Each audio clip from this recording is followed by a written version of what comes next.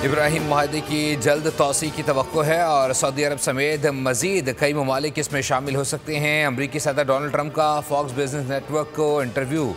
कहा, बुध के रोज़ मुतअद्दिद ममालिक के रहनुमाओं से मज़बूत गुफ्तगू हुई है और कई ने मुआहदे में शमूलियत की ख्वाहिश जाहिर की है। जैसे ही सऊदी अरब इब्राहिम मुआहदे में शामिल होगा, दीगर रियासतें भी खुद ब खुद शामिल होती चली जाएंगी।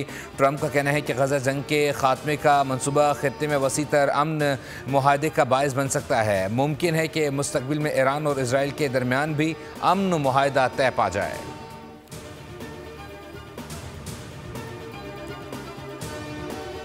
गैर कानूनी मुकीम अफगान महाजरीन को फौरी तौर पर वापस भेजने का फैसला। अब कोई मोहलत नहीं दी जाएगी। सिर्फ वही अफगानी पाकिस्तान में रह सकेंगे जिनके पास दुरुस्त वीज़ा मौजूद होगा।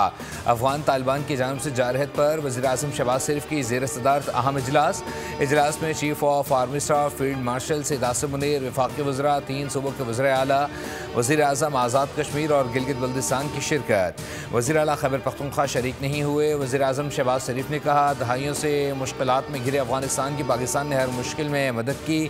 अवाम हमसे सवाल करते हैं कि हुकूमत कब तक अफगान महाजरीन का बोझ उठाएगी।